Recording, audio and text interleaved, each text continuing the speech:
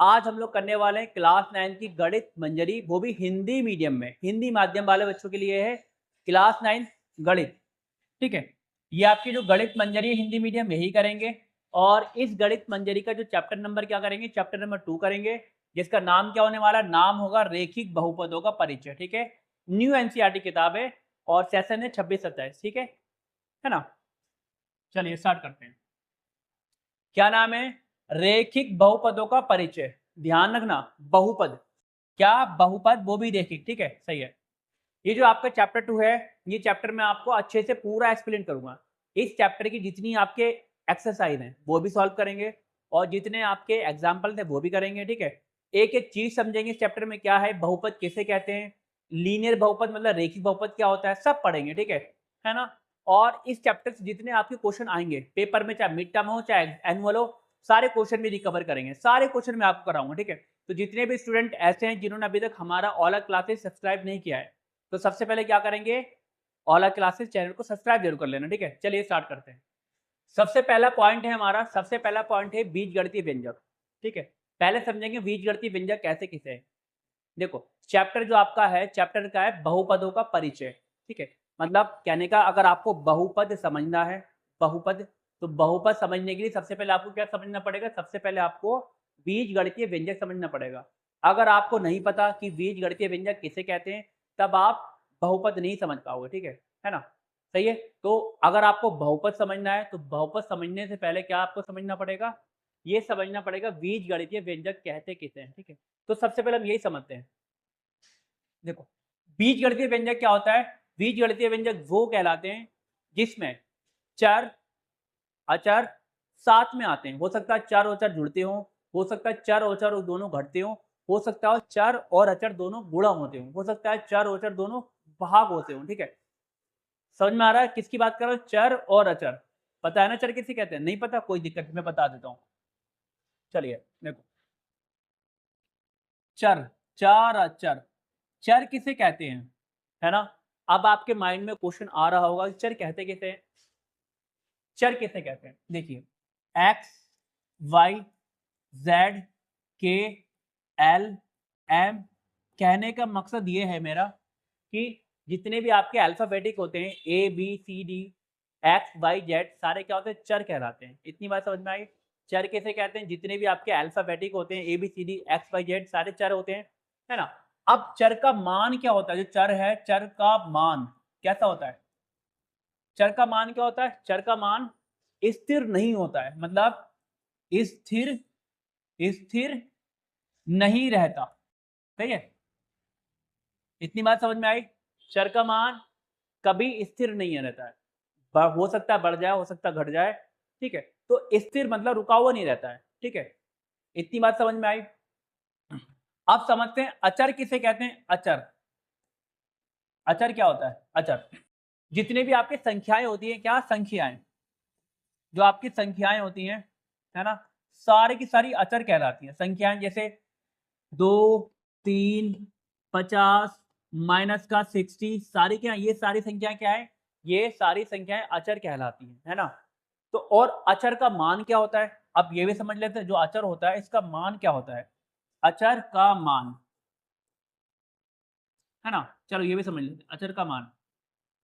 देखिए, जो अचर होता है इसका मान कैसा होता है, स्थिर होता है। कैसा होता है, स्थिर। स्थिर का मतलब होता है रुका हुआ, है ना। अगर 5 है तो मान 5 ही रहेगा, 8 नहीं हो सकता, ये होता है स्थिर का मतलब। 2 है तो 2 ही रहेगा, 10 नहीं हो सकता। जबकि जो चर है, चर का मान घटता भी रहता है, बढ़ता भी, कुछ भी हो सकता है चर का मान। ठीक है, 1 भी हो सकता है, 50 भी हो सकता है, 500 भी हो सकता है। ठीक है, इतनी बात समझ में आई। चर किसे कहते हैं, अचर किसे कहते हैं। अब हम आते हैं अपने मेन पॉइंट, जो हमारा पॉइंट है, जो हम समझ रहे थे, क्या समझ रहे थे, बीज गणितीय व्यंजक किसे कहते हैं। देखिए, मैंने कहा बीज गणितीय व्यंजक वो कहलाता है जब भी चर और अचर दोनों साथ में आएंगे। जैसे मैंने लिखा X plus Y, X plus 2। अब बताना ये क्या, ये है चर और ये है हमारा अचर। अब दोनों के बीच में कौन सा रिलेशन है, दोनों जुड़ रहे हैं, क्या हो रहे हैं, बीच में हमारा क्या हो रहा है, जोड़ हो रहा है। क्या हो रहा है, जोड़, जोड़ हो रहा है, मतलब चर और अचर का जो जोड़ हो रहा है, यही क्या कहलाएगा, यही आपका बीज गणितीय व्यंजक कहलाएगा। समझ में आया। हो सकता है x माइनस को 2 हो रहा हो, अब देखो चर और अचर क्या हो रहा है, अब चर और अचर का घटाव हो रहा, घट रहे हैं, तो क्या ये भी एक क्या है, बीजगणितीय व्यंजक है ना। अब देखो 2 और x है ना, अब 2 और x, 2 और x के बीच में देखना कोई साइन है, कोई प्लस माइनस का निशान नहीं है, तो कहने का मतलब ये है जो 2 और x क्या है, आपस में गुणा हो रहे हैं, क्या हो रहे हैं, गुणा हो रहे हैं, ठीक है। तो मैं तो ये भी क्या है, एक तरह का बीजगणितीय व्यंजक है ना। हो सकता है x अपॉन 2 हो जाए, अब बताना अब क्या हो रहा है, अब जो x को क्या हो रहा है, दो x को भाग कर रहा है, ठीक है। अब इनमें जो संबंध है, क्या संबंध है, भाग हो रहे हैं, चर और चर एक दूसरे को, चर क्या, चर को अचर भाग कर रहा है, तो ये भी क्या है, एक तरह का क्या है, बीजगणितीय व्यंजक है। इतनी बात समझ में आई। बीजगणितीय व्यंजक कैसे कहते हैं, बीजगणितीय व्यंजक होता है चर और चर दोनों साथ में आते हैं, ठीक है। ठीक है, ये सारे के सारे क्या है, बीजगणितीय व्यंजक हैं। हो सकता है आप ऐसे लिख दो 3x² माइनस 4x प्लस का 5, ये क्या है, ये भी एक तरह का बीजगणितीय व्यंजक है ना। अगर मैंने लिख दिया 5x² upon 5x² upon x की पावर 5 माइनस का 6x, अब बताना ये बीजगणितीय व्यंजक है, हाँ ये भी एक बीजगणितीय व्यंजक है, ठीक है। बीजगणितीय व्यंजक में बस यही कंडीशन होती है कि चर और अचर दोनों साथ में होना चाहिए, ठीक है। है ना। अच्छा ये समझ लो, ये क्या कह रहा है, कह रहा है जो बीजगणितीय व्यंजक होते हैं इनमें बराबर का चिन्ह नहीं होता है, ठीक है। देखो आप कहीं पे बराबर का निशान दिख रहा है, कहीं दिख रहा नहीं है, ठीक है, तो बीजगणितीय व्यंजक में बराबर का निशान नहीं होता है। इतनी बात समझ में आई, तो हमने सबसे पहले समझा बीजगणितीय व्यंजक किसे कहते हैं, सही है। चलिए नेक्स्ट पॉइंट क्या है हमारा, ये बीजगणितीय व्यंजक के उदाहरण, चलो उदाहरण दे देते हैं, बीजगणितीय व्यंजक के उदाहरण दीजिए, चलो दे देते हैं। x माइनस 2 ये भी एक उदाहरण है, 5y प्लस का 3x ये भी बीजगणितीय व्यंजक है, और आप कह सकते हो y अपॉन 2 y की पावर 5 ये भी क्या एक तरह का, चलो साफ साफ लिखते हैं 5y अपॉन y की पावर 6 ये क्या है, ये भी एक तरह का बीजगणितीय व्यंजक है ना। और क्या होगा, माइनस का 9 y की पावर 5 प्लस का 6y माइनस का 8 ये क्या है, ये भी एक तरह, ये भी एक क्या है, बीजीय व्यंजक है। ये सारे के सारे क्या है, ये सारे बीजगणितीय व्यंजक हैं, है ना। चलिए ये होगा उदाहरण। अब समझते हैं बहुपद, जो हमारा चैप्टर है, जो मेन चैप्टर है बहुपद ही तो है। अब बहुपद किसे कहते हैं, बहुपद किसे कहते हैं, ठीक है। हमने क्या समझा, हमने सबसे पहले समझा चर किसे कहते हैं, अचर किसे कहते हैं, बीजगणितीय व्यंजक किसे कहते हैं। अब समझेंगे जो बहुपद है, बहुपद किसे कहते हैं। देखिए कह रहे बहुपद ऐसे बीजगणितीय व्यंजक होते हैं, मतलब बहुपद क्या है, जो बहुपद होगा, बहुपद इसके हिसाब, बहुपद बीजगणितीय व्यंजक होते हैं, क्या होते हैं, बीजगणितीय व्यंजक होते हैं बहुपद, बट उनकी जो चर है, चर की घात हमेशा एक पूर्ण संख्या होगी, ठीक है। समझ में आया, क्या होते हैं बहुपद, क्या होते हैं बहुपद, आप भी कह लो कोई भी बीजगणितीय व्यंजक बहुपद कहलाएगा। अभी हमने जो ऊपर बीजगणितीय व्यंजक समझे है ना, वो क्या है, आप कह सकते हो कोई भी बीजगणितीय व्यंजक बहुपद कहलाएगा। कंडीशन क्या है, यदि उस बीजगणितीय व्यंजक की जो चर की घात है पूर्ण संख्या होना चाहिए। पूर्ण संख्या किसे कहते हैं, पहले मैं आपको समझाता हूँ पूर्ण संख्या कहते किसे हैं। पूर्ण संख्या होती हैं जो 0 से स्टार्ट होती हैं और सारे नंबर प्लस के होते हैं, 0 1 2 3 4 5 डैश डैश डैश, ये अनंत तक जाती है, ठीक है। आप थोड़ा ध्यान दो, जो पूर्ण संख्या है सारी की सारी क्या है, प्लस की संख्या है ना, और सारे के सारे पूरे पूरे नंबर है। कोई बताना भिन्न तो नहीं है, भिन्न मतलब 1/2 5/2 तो नहीं, पूर्ण संख्या सारी पूरी पूरी होती है, सारी प्लस की होती है, ठीक है। अब हम समझते हैं बहुपद। बहुपद क्या है, इन्होंने कहा बहुपद किसे कहते हैं, बहुपद उसे कहते हैं, बीजगणितीय व्यंजक को कहते हैं, बट क्या कंडीशन क्या है, जो बीजगणितीय व्यंजक है उसमें चर की घात क्या होनी चाहिए, पूर्ण संख्या होनी चाहिए। चलिए चेक करते हैं, जैसे मैंने लिखा x² माइनस 2, अब बताना क्या ये एक बहुपद है, हाँ ये एक बहुपद है। अच्छा ये बीजगणितीय व्यंजक भी होगा, वो तो है, सबसे पहले ये बीजगणितीय व्यंजक है उसके बाद बहुपद है, ठीक है। अब इन्होंने एक बात बोली, क्या बोली, चर की घात हमेशा पूर्ण संख्या होनी चाहिए, चर। अब आप देखो ये क्या है, दो क्या है, दो एक अचर है, और x क्या है, x एक चर है।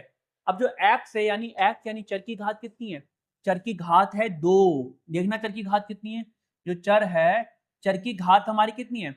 चर की घात 2 है। अब बताना 2 2 क्या है? एक पूर्ण संख्या होता है नहीं होता है? हाँ होता है।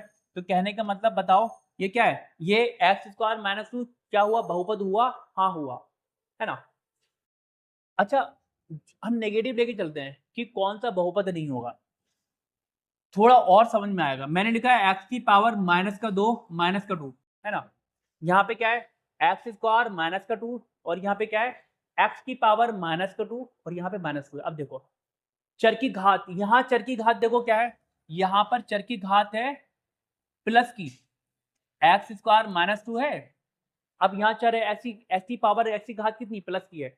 अब यहाँ पर आओ, जो ये एक्स है मतलब चर, चर क्या एक्स है, एक्स की घात देखो कितनी है। यहाँ पे हमने देखी एक्स की घात माइनस की है, माइनस की है, ठीक है? तो ये एक बहुपद नहीं है। क्या है? ये एक बहुपद नहीं है, ये एक बहुपद नहीं है। क्यों? यहाँ पर बीजगणितीय व्यंजक है, ये जो है ये बीजगणितीय व्यंजक तो है बट ये बहुपद नहीं है। क्यों?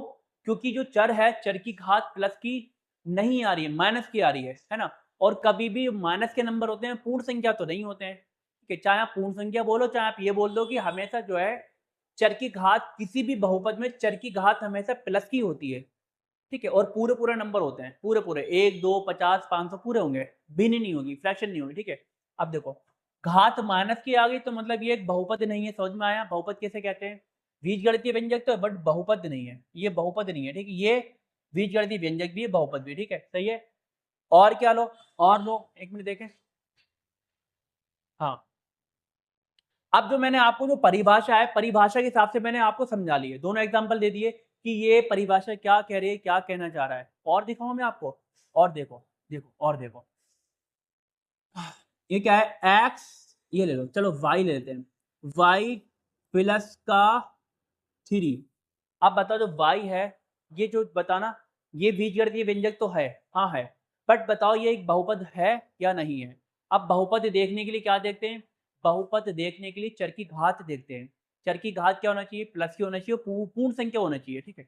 अब देखो वाई के ऊपर कोई घात है? नहीं, कोई घात नहीं है। जहां भी कोई घात नहीं होती वहां पर वन होती है, मतलब इसके ऊपर घात क्या? वन है ना? अब वन बताओ एक पूर्ण संख्या है? हाँ है। अगर मैं यहाँ पे लिख दूं, क्या एग्जाम्पल लिख दूं? y की पावर माइनस का 1 प्लस का 3। अब बताना ये बहुपद है? ये बहुपद नहीं है। क्यों नहीं है पता है? जो चर है हमारा, चर यानी बाई, बाई की घात क्या है? पूर्ण संख्या नहीं है, मतलब प्लस की घात नहीं है, माइनस की आ रही है ना? माइनस के नंबर कभी भी पूर्ण संख्या नहीं होते हैं, सही है? तो क्या है, यहाँ पर घात माइनस की आ रही है तो पूर्ण संख्या नहीं है, तो क्या है? ये एक बहुपद नहीं है। इतनी बात समझ में आई? ठीक है, ये बीजगणितीय व्यंजक तो है बट ये बहुपद नहीं है, सही है? हमने समझ लिया बहुपद किसे कहते हैं, परिभाषा समझ ली, परिभाषा के हिसाब से मैं आपको एग्जाम्पल भी दे दिए। इतनी बात सही है? अब बताओ आपको समझ में आ रहा है? मैं आपको ये चैप्टर इतने अच्छे से समझाऊंगा ना, इतना आप कहीं कोचिंग में पढ़ रहे होगे ना, वहां भी आपको ऐसा नहीं समझा पाएगा कोई, ठीक है? जैसे मैं आपको समझा दूंगा, है ना? क्लास 9 की जो गणित है आपकी, न्यू एनसीईआरटी बुक गणित मंजरी, उसका चैप्टर चल रहा है, चैप्टर नंबर 2 चल रहा है, और चैप्टर का नाम क्या? रेखिक बहुपदों का परिचय चल रहा है, ठीक है ना? तो जितने स्टूडेंट हमारे ऑलर क्लासेस पे न्यू हैं, जो ये वीडियो देख रहे हैं, अभी तक जिन्होंने ऑलर क्लासेस चैनल को सब्सक्राइब नहीं करा है, आप क्या करना है? फटाफट हमारे चैनल को सब्सक्राइब कर लेना, ठीक है? क्यों? क्लास 9 का मैं हिंदी मीडियम में पूरा सिलेबस कराऊंगा, ठीक है? आपकी गणित, साइंस, इंग्लिश वगैरह सारा कराऊंगा, ठीक है? पूरा सिलेबस करेंगे और सारा तैयारी करेंगे अच्छे से, ठीक है? और ये जो वीडियो है क्लास 9 की, आप जो क्लास 9 के आपका जो ग्रुप है क्लास 9 का, चाहे स्कूल का ग्रुप हो, चाहे आपको कोई भी दोस्त वगैरह हो, आप इस वीडियो को शेयर कर देना, ठीक है? जिससे उनका भी थोड़ा भला हो जाए। चलिए, हमने पढ़ा बहुपद, परिभाषा समझी अभी हमने, क्या पढ़ी? तो ये परिभाषा डेफिनेशन समझ ली, और आपको उम्मीद करता हूँ आपको समझ में भी आ गया होगा कि बहुपद कहते किसे हैं, और अब आपको कोई डाउट नहीं होगा, ठीक है? ये कह रहा है बहुपद के कुछ उदाहरण दीजिए, उदाहरण लेना, हाँ ले लीजिए उदाहरण, चलिए कोई दिक्कत नहीं है। 5y² प्लस का 6y, ये भी एक बहुपद है ना? ठीक है। और 3y की पावर 5 माइनस का 9y, ये भी एक बहुपद है, ठीक है? और y की पावर 6 प्लस का माइनस का 3y, ये भी एक बहुपद है। x की पावर 9 माइनस का 9x² माइनस का 9x, ये भी एक बहुपद है।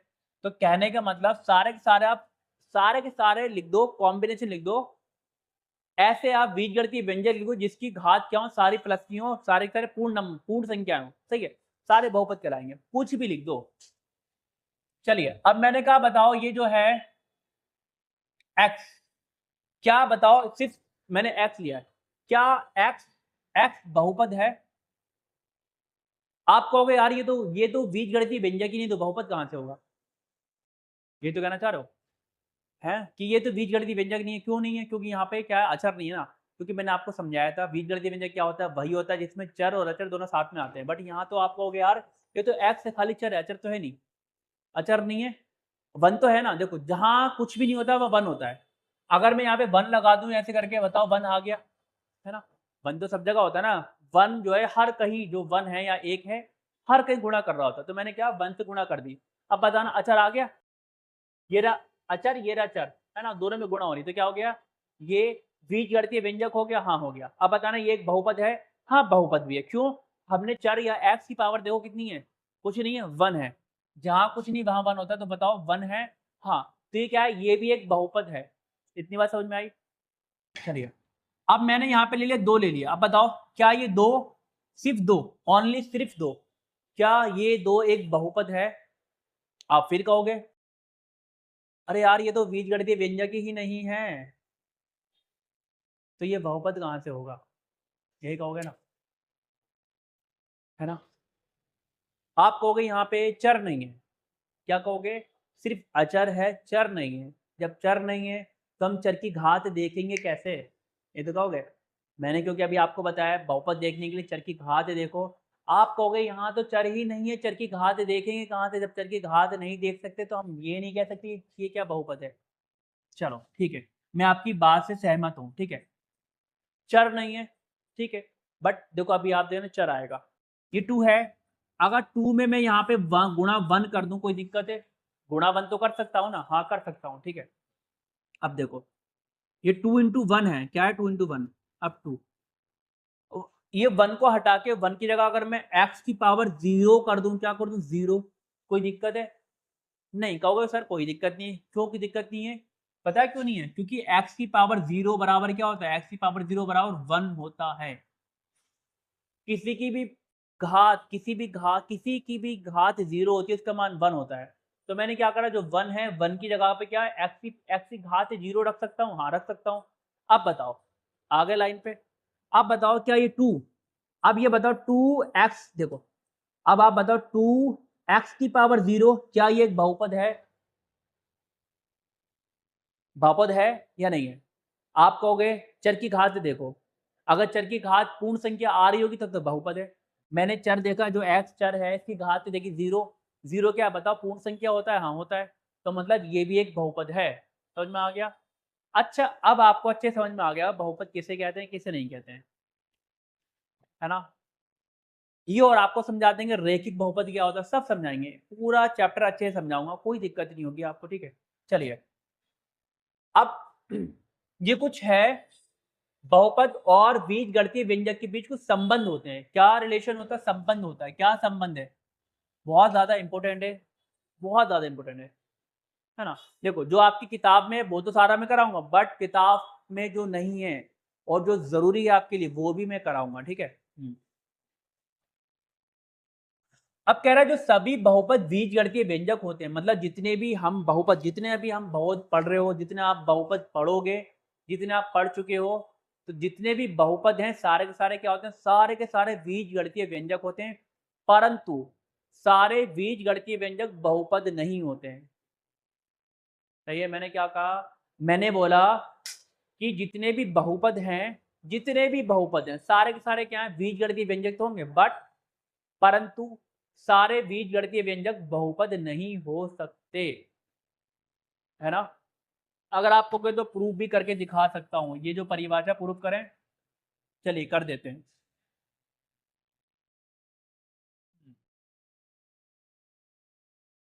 बहुपद टू एक्स स्क्वायर माइनस का 5, अब ये बहुपद है, हाँ है, बहुपद है तो बीजगणितीय व्यंजक होगा, हाँ होगा, ठीक है।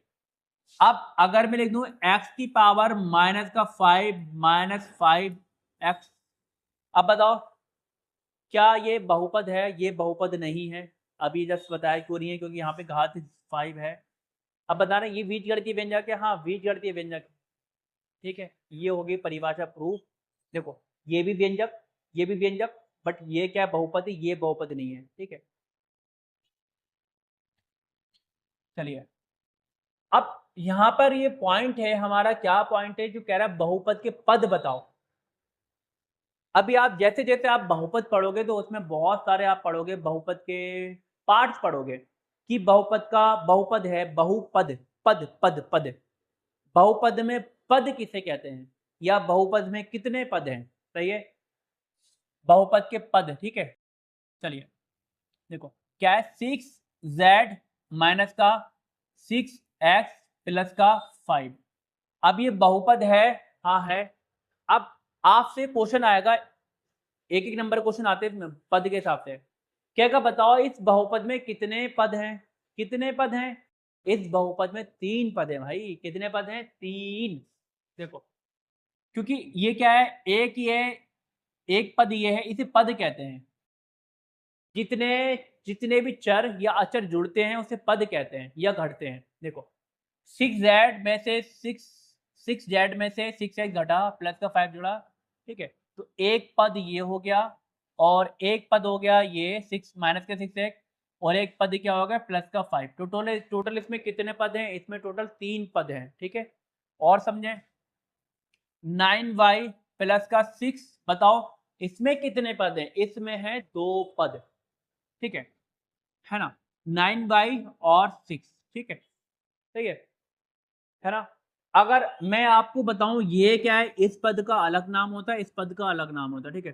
देखो ये जो पद है 9y, इसमें क्या है? चर है, मतलब y है ना, 9 और y की गुणा हो रही है, तो इस पद का नाम होता है, इसको कहते हैं चर पद। ये कौन सा पद है? चर पद है। मतलब ऐसा पद जिसमें चर होता है चर पद कहलाता है, और ऐसा पद जिसमें चर नहीं होता है, सिर्फ अचर होता है, उसे कहते हैं अचर पद। तो 6 क्या है? यह है हमारा अचर पद, सही है, समझ में आया। चर पद क्या होता है, अचर पद क्या होता है?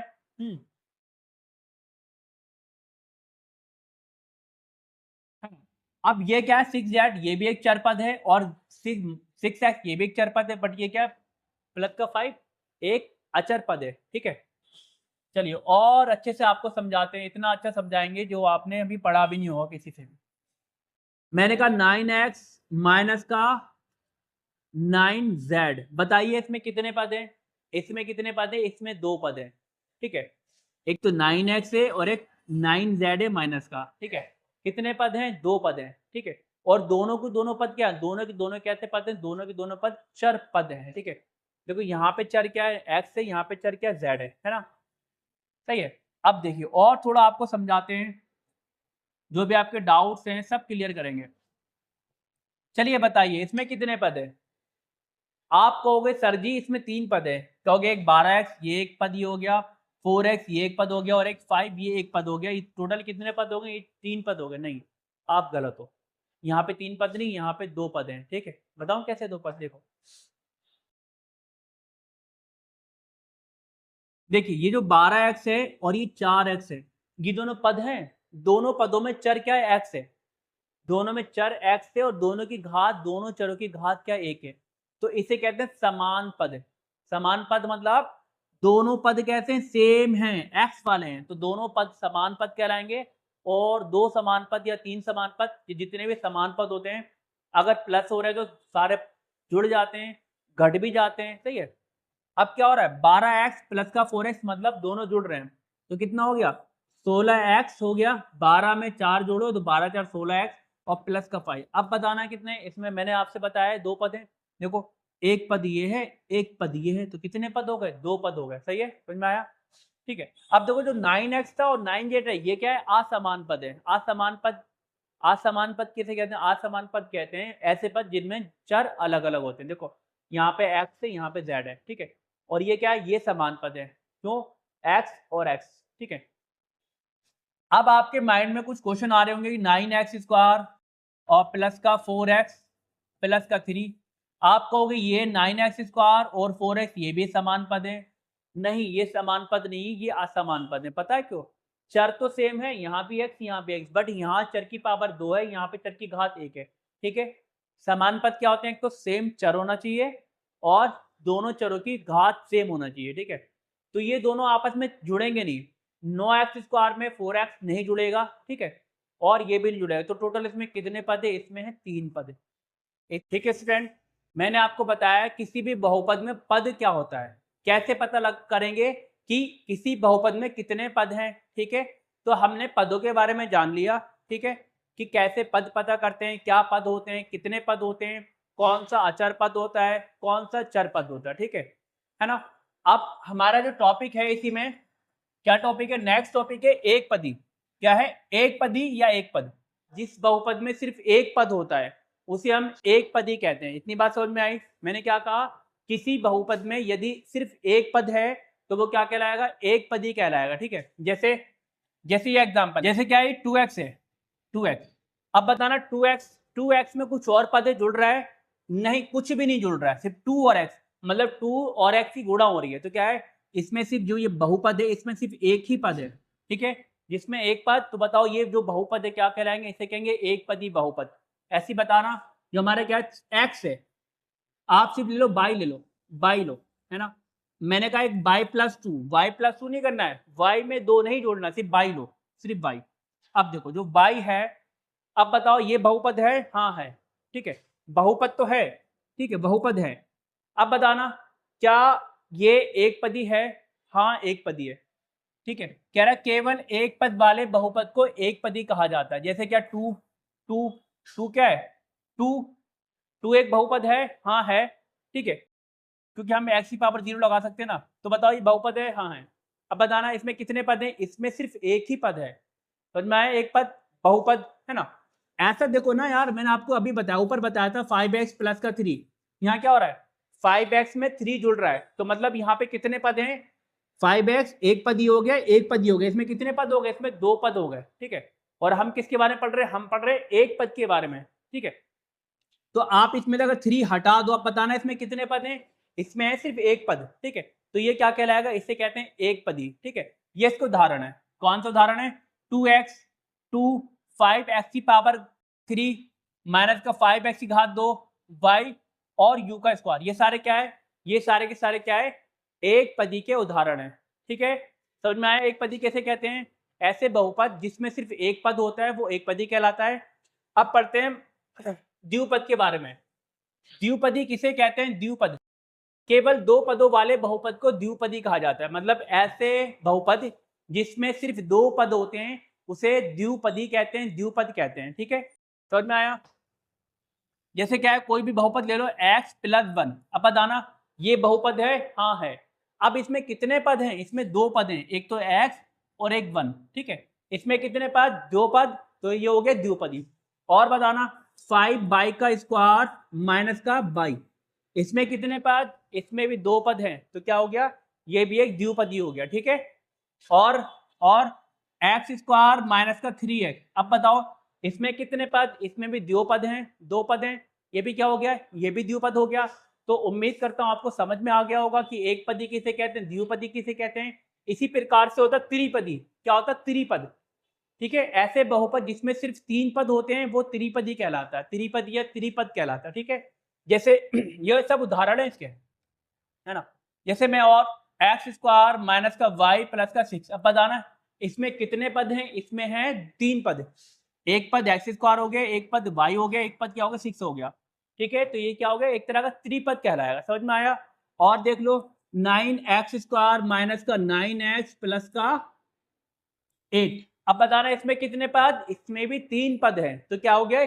ये भी एक तरह का त्रिपद है। ठीक है, तो हमने पढ़ लिया पद के बारे में, एक पदी, द्विपदी, त्रिपदी। ठीक है, अब देखते हैं नेक्स्ट हमारा टॉपिक क्या होने वाला है। नेक्स्ट टॉपिक है बहुपद में चर के गुणांक ज्ञात कीजिए। ठीक है, अब यहां से एक नंबर का आपका क्वेश्चन आएगा, पेपर में आता है, हर बार आता है कि किसी भी जो बहुपद आपको बहुपद देगा कि अगर इस बहुपद में x का गुणांक बताओ, y का गुणांक बताओ। ठीक है, अब हम क्या फाइंड करने वाले? गुणांक कैसे ज्ञात करते हैं? गुणांक ज्ञात करना, क्या फाइंड करेंगे? गुणांक, है ना। जैसे कोई भी आप बहुपद लो, देखो कोई भी बहुपद होता है उसे p ऑफ x से लिखते हैं।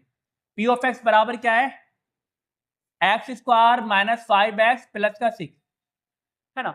अब जो हमारा जो बहुपद है, क्या है बहुपद, यह है हमारा x की घात 2, एक्स स्क्वायर है। इसमें कहेगा कहेगा x का गुणांक बताओ, x का गुणांक क्या बताना है, x का गुणांक बताना है। गुणांक किसका बात कर रहा है, x की बात कर रहा है। देखो x का गुणांक का मतलब है, अब जो हमारा x है, यहाँ पे दो चर क्या है, चर तो एक ही है x, बट यहाँ x की घात 2 है, यहाँ x की घात 1 है, ठीक है। तो यहाँ पे इन्होंने पूछा है x का गुणांक बताओ। x का गुणांक का मतलब, अब आप देखो x से क्या गुणा कर रहा है, x के जस्ट बराबर में कौन सा नंबर है, मतलब x से क्या गुणा कर रहा है, यह है हमारा x, और इससे क्या गुणा कर रहा है, इससे गुणा कर रहा है माइनस का 5। समझ में आया, जो ये हमारा x है, x से क्या गुणा कर रहा है, गुणा कर रहा है माइनस का 5, ठीक है। तो जो भी नंबर x से गुणा करेगा वो x का गुणांक कहलाएगा। तो बताओ x का गुणांक क्या हो गया, x का गुणांक हो गया माइनस का 5। यहां से एक नंबर का आपका पेपर में आएगा, ठीक है। अगर आपसे पूछता है, कहता है एक्स स्क्वायर का गुणांक बताओ क्या होगा, अब आप जस्ट क्या कहोगे, एक्स स्क्वायर से क्या नंबर गुणा कर रहा है, देखना, मतलब एक्स स्क्वायर के जस्ट बराबर में कौन सा नंबर कोई नंबर गुणा कर रहा है। हमने देखा एक्स स्क्वायर के जस्ट बराबर में कोई भी नंबर नहीं है, कोई नंबर नहीं है, जहां पे कोई नंबर नहीं होता वहां पे 1 तो होता है, तो आप 1 लगा दो।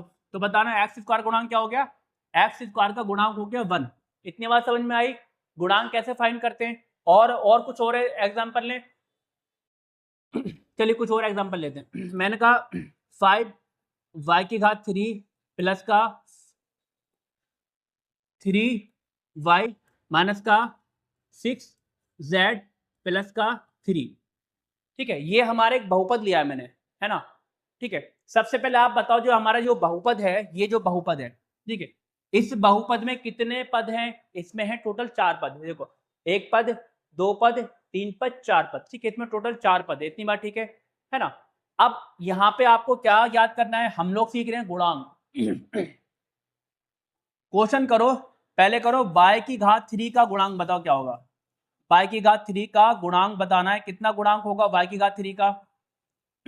अब आप देखो, जो y की घात 3 है, इससे क्या नंबर गुणा कर रहा है, हमने देखा y की घात 3 से जो है माइनस का 5 गुणा कर रहा है। तो बताना जो y की घात 3 है, इसका गुणांक क्या होगा, इसका गुणांक माइनस का 5 होगा, ठीक है।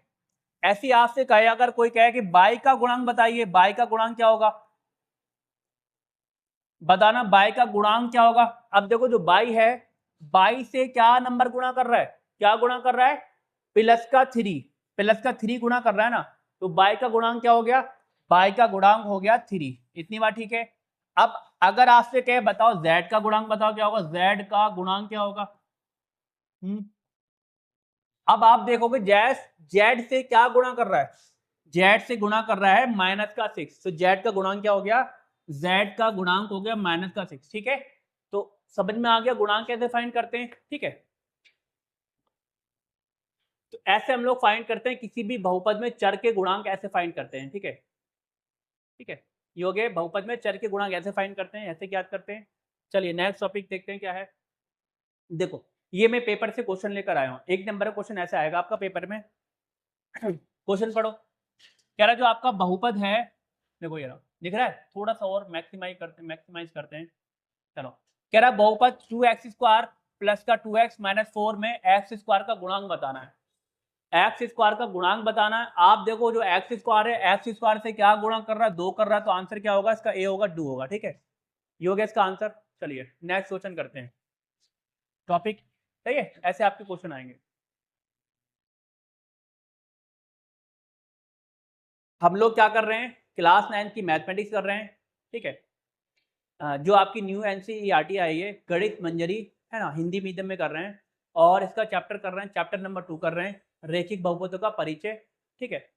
और मैं जितना भी करा रहा हूँ आपको, बिल्कुल बहुपद के बारे में इतना अच्छा एक्सप्लेन कर दूंगा, आपका बहुपद से एक भी क्वेश्चन आपका छूटेगा नहीं, चाहे एनुअल का पेपर हो चाहे मिड का पेपर हो, ठीक है, सही है। अब यहां से क्या फाइंड करेंगे, अब ये फाइंड करेंगे बहुपद की घात। अभी जब देखो, चैप्टर का नाम क्या है, जो हमारा पार्ट है, पार्ट 2 जो हम पढ़ रहे हैं, इस चैप्टर का नाम है, क्या नाम है थोड़ा बताना। चैप्टर का नाम है रेखिक बहुपदों का परिचय। क्या नाम बताया? रेखिक बहुपद। आपको पता है रेखिक बहुपद किसे कहते हैं?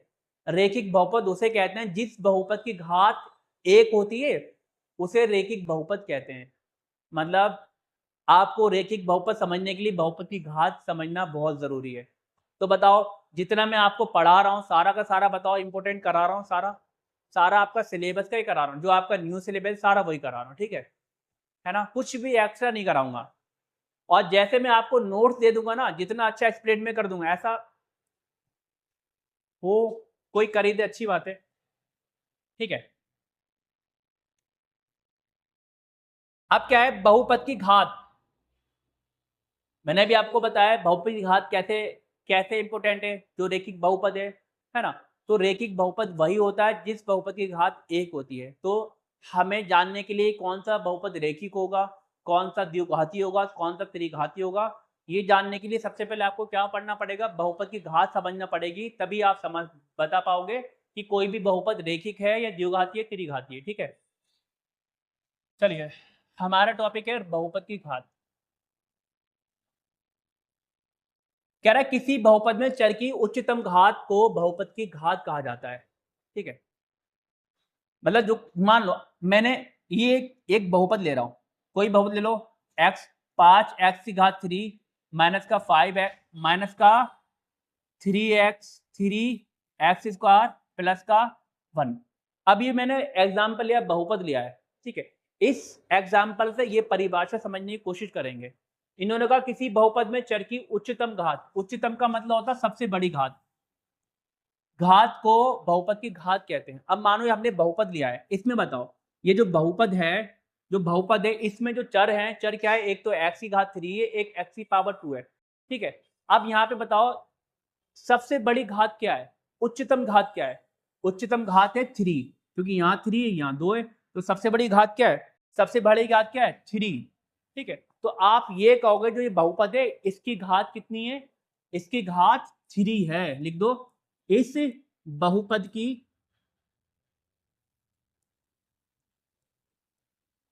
घात कितनी है? इस बहुपद की घात 3 है। अब समझ में आ गया होगा आपको कि कैसे किसी भी बहुपद की घात बताते हैं, ठीक है।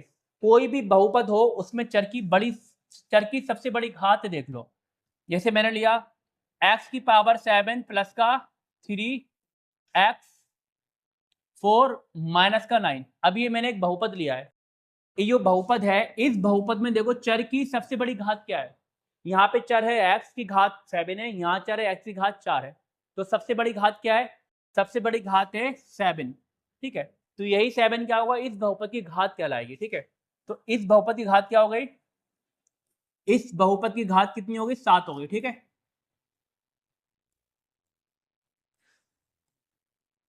घात कितनी है? 7 है।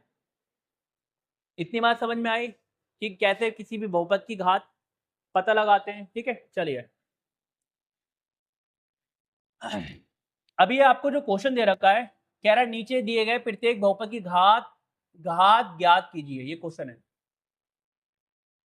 एक नंबर क्वेश्चन आएगा आपका ऐसे पेपर में। जो हमें नीचे दे रखा है, कह रहा है बहुपद की घात ज्ञात कीजिए।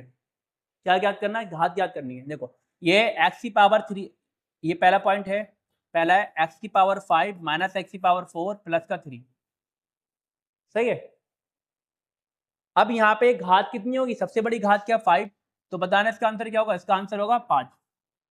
ऐसे ही बताना दूसरा वाला क्या है। दूसरा वाला है 2 माइनस का y का स्क्वायर माइनस y की पावर 3 और प्लस का 2y की पावर 8। अब बताना इसकी घात कितनी होगी? इसकी घात होगी 8, क्यों? सबसे बड़ी घात ये है ना, तो आंसर क्या होगा? 8, ठीक है। इस बहुपद की घात हो गई हमारी 8, ठीक है। अब ये लो तीसरा वाला पॉइंट।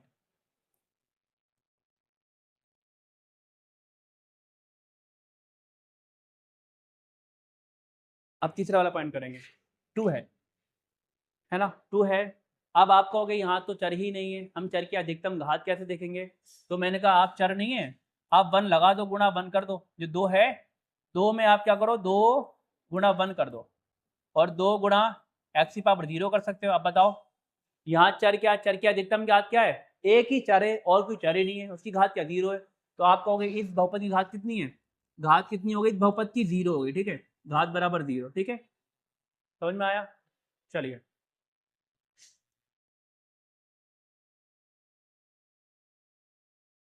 अभी आप समझोगे मैं क्यों करा रहा हूं।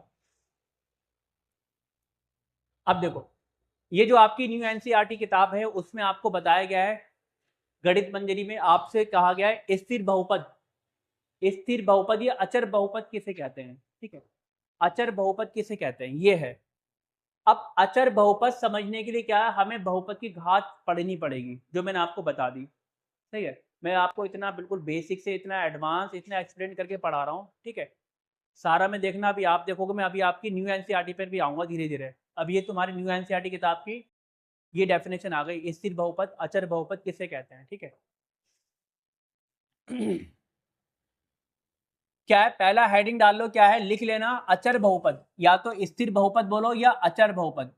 अचर बहुपद किसे कहते हैं, कह रहा अचर बहुपद वह बहुपद होता है जिसमें कोई भी चर नहीं होता है और इसका मान हमेशा निश्चित रहता है, ठीक है ना। अगर आप चर देखना चाहो, कोई भी बहुपद जिसमें कोई भी चर नहीं होगा, सिर्फ नंबर ही होंगे, ठीक है, तो वो क्या कहलाएगा, वो अचर बहुपद कहलाएगा, ठीक है ना। अगर आप घात घात समझना चाहो तो जिस बहुपद की घात 0 होती है वह अचर बहुपद कहलाता है, ठीक है। कह रहा 0 घात वाले बहुपद को स्थिर या अचर बहुपद कहते हैं, कहा जाता है। जैसे उदाहरण है नहीं एग्जाम्पल, ठीक है, जैसे उदाहरण है, एग्जाम्पल्स क्या है, मैंने अभी ऊपर आपको दो बताया, बताओ दो, पहले बताओ इसमें कोई चर है, इसमें कोई चर नहीं है, ठीक है। अब बताओ ये एक अचर बहुपद है, हाँ ये एक अचर बहुपद है, इतनी बात ठीक है ना। ये क्या है, दो एक अचर बहुपद है।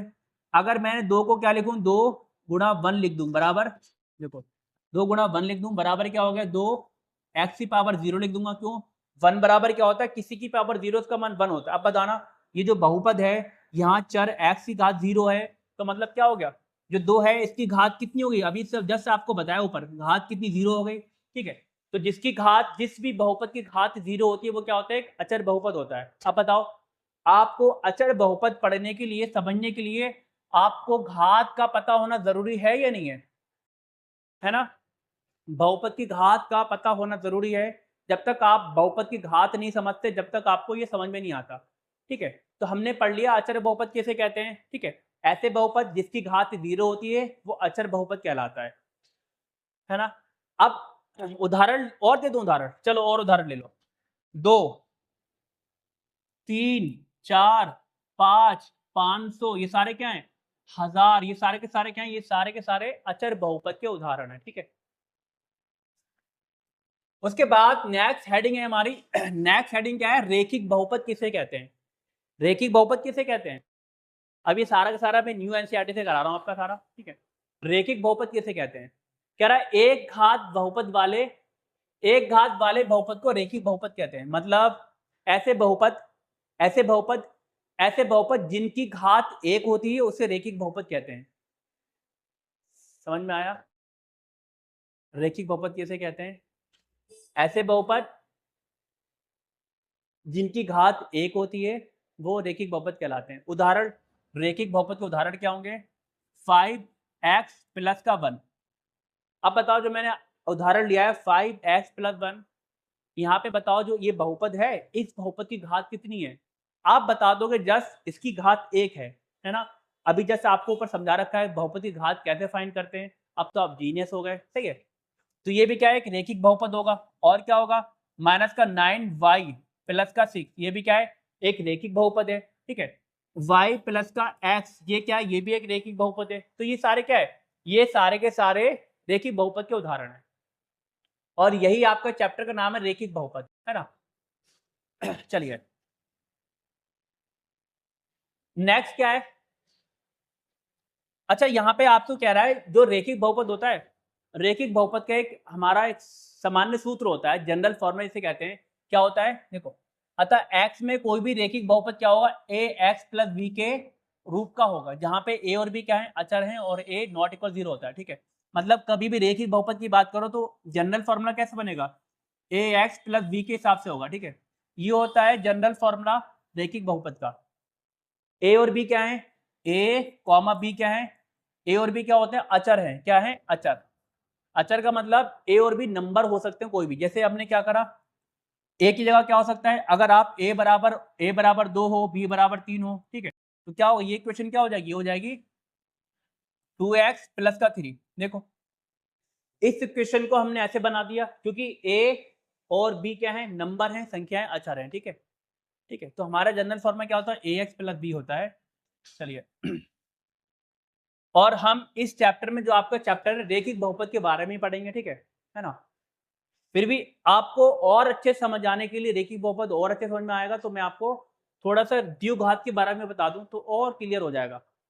द्विघाती बहुपद कैसे किससे कहते हैं, द्विघात बहुपद किसे कहते हैं, ऐसे बहुपद जिन बहुपदों की घात 2 होती है उन्हें द्विघात बहुपद कहते हैं, ठीक है, सही है। द्विघात बहुपद के उदाहरण क्या होंगे, समझ में आया, दो घात वाले बहुपद को द्विघाती बहुपद कहते हैं, ठीक है। जैसे क्या है, 2x² प्लस का 5x प्लस का 6।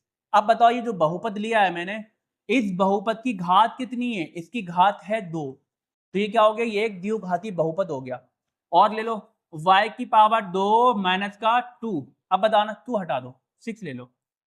अब जो हमने ये बहुपद लिया है ये बताना द्विघाती बहुपद है, हाँ द्विघाती बहुपद है। क्यों, क्योंकि इस बहुपद की घात कितनी है, इस बहुपद की घात 2 है। तो उम्मीद करता हूं आपको समझ में आ रहा होगा कि द्विघाती बहुपद किसे कहते हैं। ऐसे बहुपद जिन बहुपद की घात 2 होती है वो सारे के सारे क्या कहलाते हैं, द्विघात बहुपद कहलाते हैं, ठीक है। और कोई भी द्विघात बहुपद किस फॉर्म का होता है, किस रूप का होता है, इसका जनरल फॉर्मूला क्या होगा, इसका जनरल फॉर्मूला होता है ax² plus bx plus c, है ना, उतार लेना, नोट कर लेना। x में कोई भी द्विघाती बहुपद कैसा होता है, ax² plus bx plus c के रूप का होगा, जहां a नॉट इक्वल 0 होगा, मतलब a बराबर 0 मत लेना, ठीक है। इसका रीजन है ना, अगर आप ये 0 कर लोगे तो अगर ये 0 हो गया तो मतलब ये तो हमारा फिर रैखिक बहुपद बन जाएगा ना, है ना। तो इसलिए उन्होंने मना कर दिया कि भाई a बराबर 0 नहीं हो सकता, और a b और c क्या है, अचर हैं, ठीक है। अचर मतलब a b और c की जगह कोई भी नंबर हो सकता है, कोई भी संख्या हो सकती है, ठीक है। चलिए नेक्स्ट क्या है, नेक्स्ट है हमारा त्रिघाती बहुपद। त्रिघाती बहुपद क्या होता है, त्रिघाती बहुपद मतलब ऐसे बहुपद जिन बहुपद की घात 3 होती है उन्हें त्रिघाती बहुपद कहते हैं, समझ में आया। चलिए उदाहरण लेते हैं, त्रिघाती बहुपद के कुछ उदाहरण कौन कौन से होंगे, जैसे 5x³ माइनस का 5 प्लस का 2। अब बताना जो बहुपद है, इस बहुपद में, इस बहुपद की घात कितनी है, इस बहुपद की घात है 3, ठीक है। घात कितनी है, इसकी घात है 3, तो ये क्या हो गया, एक तरह का त्रिघाती बहुपद हो गया। और लो z³ प्लस का 5z माइनस का 6। अब ये जो बहुपद लिया है मैंने, इसकी घात कितनी है, इसकी घात भी 3 है। ये भी एक तरह क्या है, ये भी एक तरह का त्रिघाती बहुपद है, समझ में आया। और हम लोग जो है इस चैप्टर में सिर्फ रैखिक बहुपद के बारे में पढ़ेंगे, द्विघात त्रिघात नहीं पढ़ेंगे, ठीक है। ये तो मैं आपको अंतर बता दी तो आपको और अच्छे से समझ में आया रैखिक बहुपद कैसे कैसे है। और कोई भी त्रिघाती बहुपद किस फॉर्म का होगा, इस रूप का होता है, ax³ plus bx² plus cx plus d, ठीक है। और a b c और d क्या है, अचर होते हैं, मतलब कोई भी नंबर हो सकते हैं a b c और d, ठीक है। ये तो हो गया आपका नाटक।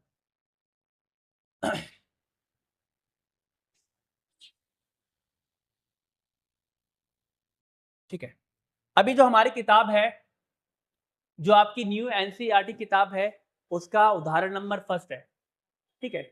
जो हमारी गणित मंजरी है उसका उदाहरण फर्स्ट करेंगे अब हमारा जो जितना बहुपद का जितना आपका बेसिक था, जितना था वो मैंने आपको क्लियर करा दिया सारा, कि बहुपद कैसे किसे कहते हैं, उसमें बहुपद की घात कैसे फाइंड करते हैं, रैखिक बहुपद क्या होता है, सारा मैंने आपको क्लियर करा दिया। सारी जितनी आपकी बुनियादी थी, जितनी भी बेसिक था, सारा क्लियर करा दिया, है ना।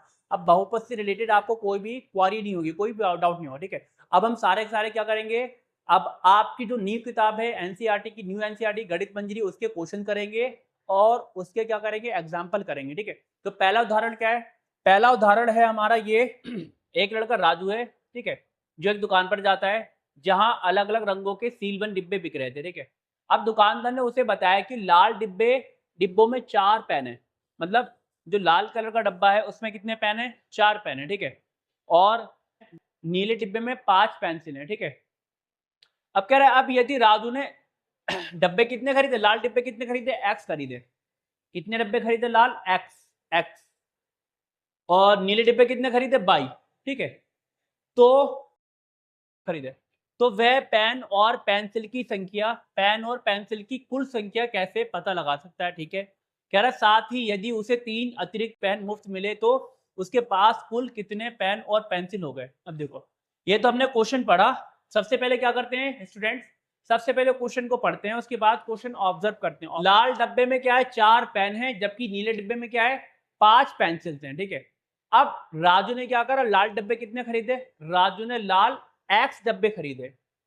एक तो होता है भाई लाल डब्बे 5 खरीद लो, 6 खरीद लो, 7 डब्बे खरीद लो, बट उसने क्या है नंबर नहीं बता रहे हैं, क्या कितने खरीदे, कह रहा लाल राजू ने लाल डब्बे एक्स खरीदे, कितने, एक्स। चलो सबसे पहले लिख लो, लाल डब्बे कितने खरीदे उसने राजू ने, लाल डिब्बे, लाल डिब्बे बराबर बताना है कितने हुए, एक्स खरीदे, सही है।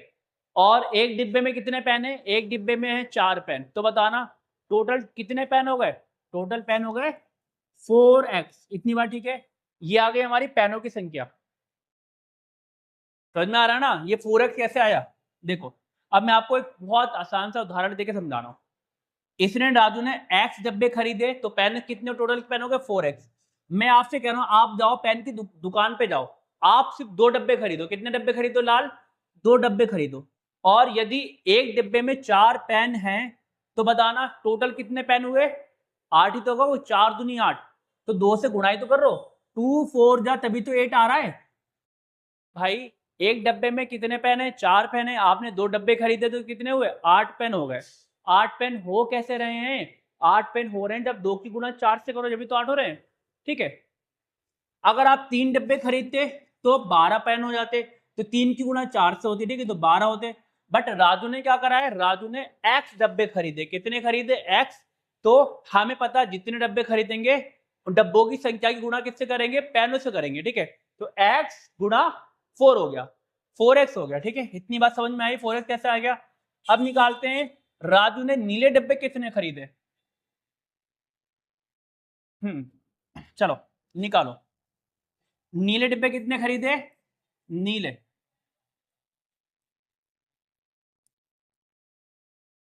बताइए नीले डब्बे कितने खरीदे, नीले डब्बे खरीदे उन्होंने, उसने 22, ठीक है।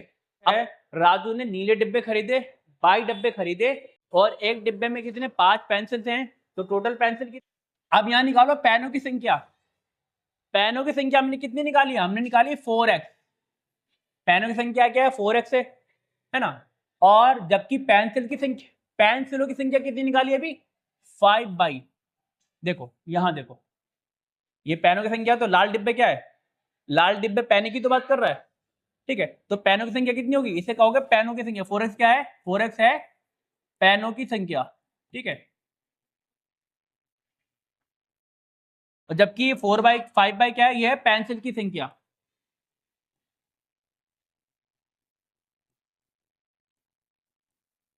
ठीक है। 4x है पेनों की संख्या, 4/5 क्या पेंसिलों की संख्या है। अब देखो उसे 3 पेन अतिरिक्त मिले, मतलब दुकानदार ने क्या करा, खुश होकर 3 पेन एक्स्ट्रा दे दिए, तो हम क्या करेंगे 3 पेन इसमें और ऐड कर देंगे, ठीक है। तो पेनों की संख्या 4x हो गई, पेंसिलों की संख्या 5/, हो गई। अब साथ ही उसे 3 अतिरिक्त पेन मुफ्त में मिले, तो बताना पेनों और पेंसिलों की कुल संख्या कितनी होगी, कुल संख्या मतलब तीनों को सबको जोड़ दो, पेनों को जोड़ो, पेनों की संख्या प्लस पेंसिलों की संख्या प्लस 3 पेन, ठीक है। तो पेनों की संख्या क्या है 4x है, और प्लस पेंसिलों की संख्या क्या है 5/, है, और प्लस 3 पेन उसे एक्स्ट्रा मिले, तो टोटल नंबर क्या हो गए, ये हो गई आपकी कुल संख्या ही हो गई, ठीक है ना। अब आप थोड़ा ऑब्जर्व करो, ये आप जो राइटर है जिसने बुक बनाई है, ठीक है, वो आपको इस क्वेश्चन के जरिए क्या सिखाना चाह रहा है, वो आपको ये सिखाना चाह रहा है कि कोई भी बीजगणितीय व्यंजक कैसे बनता है। उसने क्या करा, बीजगणितीय व्यंजक बनाया है, क्या बनाया है, बीजगणितीय व्यंजक, है ना। तो हमारे क्या बन गया, एक तरह का बीजगणितीय व्यंजक बन गया, मतलब बहुपद बन गया, ठीक है, 4x + 5/, + 3, ठीक है। और देखिए इस क्वेश्चन में क्या है, अब कह रहा है जो 4x + 5/, + 3 है, इसमें इसमें क्या है 4x प्लस 5y प्लस 3 में जो 4x है 4x 5y और 3 क्या है पद है। आपको मैं पहले समझा चुका हूं कि किसी भी बहुपद के पद कैसे निकालते हैं। अब देखो इस क्वेश्चन के जरिए आपको समझाना चाह रहा है कि ये बीजगणितीय व्यंजक है और इसके कौन कौन से ये 4x 5y और 3 क्या है ये पद हैं। ठीक है, इसका समझाने का तरीका ये है ना, जो आपकी न्यू एनसीईआरटी बुक आई है गणित मंजरी उसमें एग्जाम्पल दिया है, एग्जाम्पल के हिसाब से वो आपको समझाना चाह रहा है कि बीजगणितीय व्यंजक है, इसमें 3 पद है। ठीक है, देखो यही तो बता रहा है कि जो 4x प्लस 5y प्लस 3 में कितने हैं 4x 5y और 3 क्या है पद है। ठीक है, व्यंजक में x और y चर हैं। ठीक है, और संख्याएं 4 5 क्रमशः x और y के गुणांक हैं। ठीक है ना, इन्होंने हमें इस एग्जाम्पल के जरिए सब बता दिया। ठीक है, जबकि मैं आपको एग्जाम्पल की जरिए नहीं, मैं आपको ऊपर जो आपको सब समझाया है कि कोई भी बहुपद क्या होता है, उसके पद क्या होते हैं, है ना, और चर बहुपद चर पद क्या होता है, अचर पद क्या होता है, किसी भी चर का गुणांक कैसे फाइंड करते हैं, सब मैंने आपको बता दिया। और जो मैंने बताया बहुत ही आसान भाषा में आपको बताया है।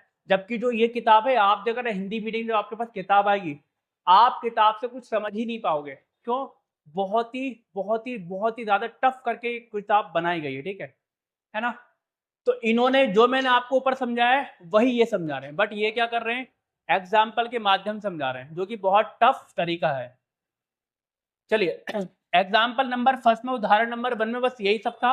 अब करते हैं उदाहरण नंबर 2, है ना। तो आप बताइए जो मैंने आपको अभी ऊपर समझाया है सारा काम का समझाया नहीं समझाया है, कोई भी एक्स्ट्रा है नहीं ना। चलिए उदाहरण नंबर 2 क्या है, उदाहरण नंबर 2 है ये एल है, क्या है एल है एल। ठीक है, पढ़िए जरा पढ़ो।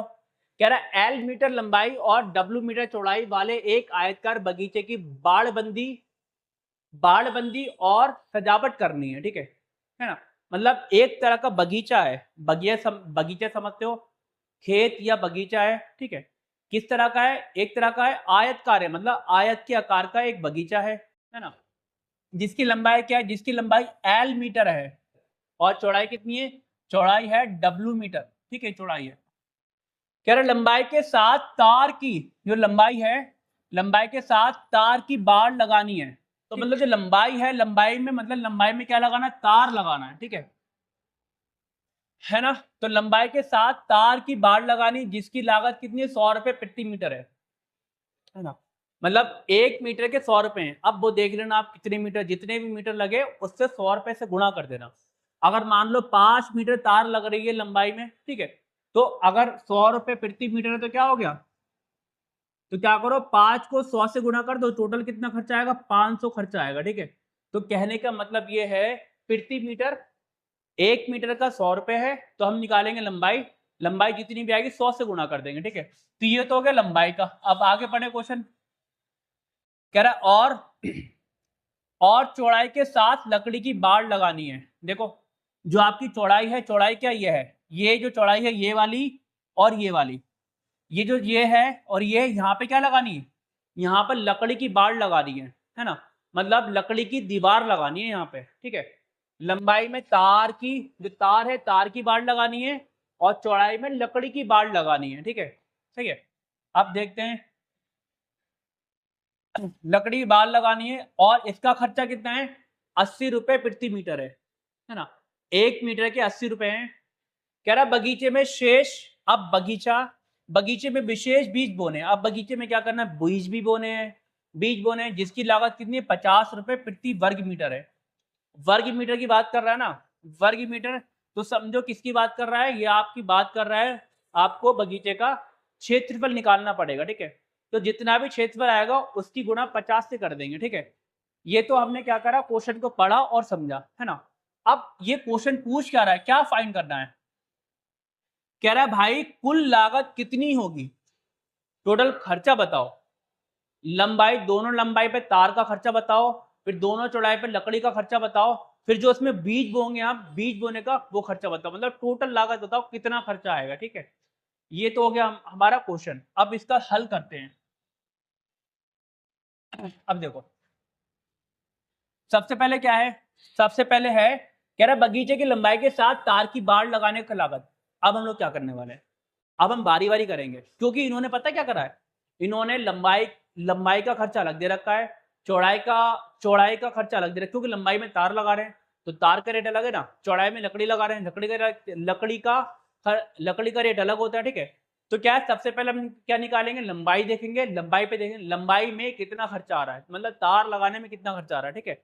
तो भाई है, तो क्या बगीचे की लंबाई के साथ तार की बाड़ लगाने की लागत, ठीक है। अब देखो लंबाई की बात करें ना, तो कितनी लंबाई है, एक और एक, दो लंबाई है, तो क्या आएगा, पूरे बगीचे में लंबाई कितनी है, दो लंबाई है ना, एल, एक लंबाई एल प्लस एक लंबाई एल, ठीक है, दोनों को जोड़ दो, इजिकल टू कितना, 2L हो गया, इतनी बात ठीक है। तो टोटल लंबाई कितनी होगी, 2L, है ना, क्योंकि लंबाई L दे रखी है ना, L मीटर, तो टोटल कितना आया, 2L मीटर आ गया, लंबाई कितनी आ गई टोटल, 2L मीटर, ठीक है। अब इसका खर्चा बताना है, अब बताना, 1 मीटर बराबर कितना खर्चा दे रखा है, 1 मीटर बराबर देगा 100 रुपए, तो टोटल क्या है, 2L बराबर कितना आ गया, 2L मीटर बराबर आ गया हमारा 2L को 100 से गुणा कर दो, तो बताना कितना खर्चा आया, खर्चा आ गया 200L, ये आ गया रुपए, ठीक है। तो हमने क्या करा, तार लगाओगे आप, लंबाई पे तार लगाने का खर्चा कितना आया, लंबाई पे तार लगाने का खर्चा आ गया 200L, L क्या एक तरह का चर है, ठीक है, इतनी बात ठीक है ना। लंबाई का खर्चा निकालना था हमें, तो हमने क्या करा, लंबाई देखी कितनी है, तो टोटल बगीचे में दो लंबाई है ना, एक लंबाई ये रही, एक लंबाई ये रही, है ना, तो दोनों लंबाई को हमने जोड़ दिया, L प्लस L, टोटल कितना है, 2L मीटर आ गया। लो, ये M हटा देना, कंफ्यूज हो रहा हो, 2L मीटर, अब सही है। अब टोटल लंबाई कितनी आ गई, 2L मीटर आ गई, जबकि इसका खर्चा कितना है, 1 मीटर, जो ये भी हटा दो, M हटा दो, 1 मीटर बराबर क्या है, 1 मीटर बराबर 100 रुपए है, तो बताना टोटल खर्चा कितना आएगा, 2L मीटर का कितना है, ये भी चलो 2L लगा दो, 2L मीटर बराबर कितना होगा, बराबर होगा 2L की 100 से गुणा कर दोगे 200L आ गया, ठीक है। तो हमारा ये आ गया लंबाई का खर्चा।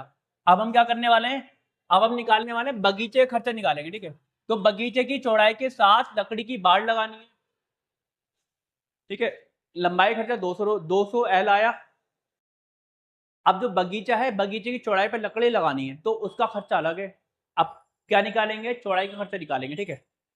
अब देखो उसी प्रकार चौड़ाई आयत है, एक चौड़ाई ये है, एक चौड़ाई ये है, चौड़ाई कितनी दे रखी है, W मीटर दे रखी है, तो टोटल दो है ना, तो W प्लस W, पूरे बगीचे में दो चौड़ाई है, तो दोनों को जोड़ दो, है ना, ठीक है। कितना आ गया, 2W आ गया, 2W मीटर।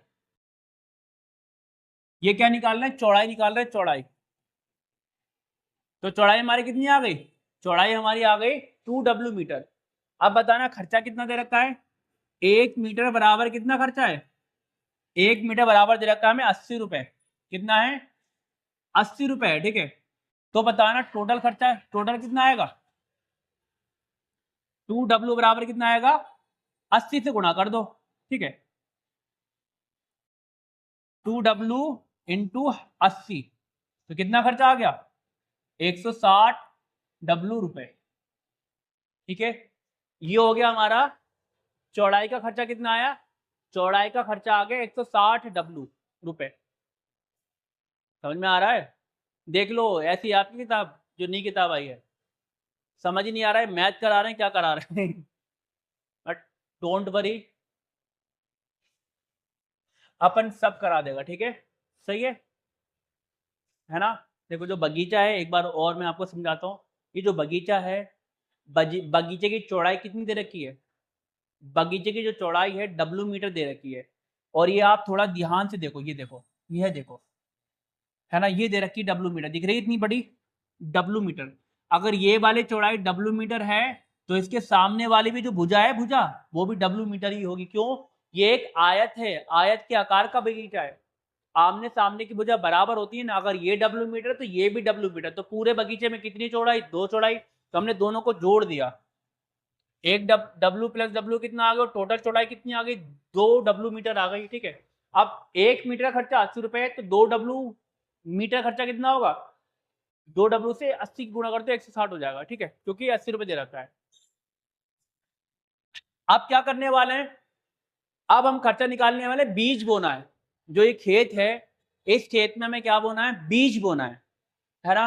अब बीज कहाँ बोओगे? जमीन में बोओगे, है ना? जमीन खेत में बोओगे।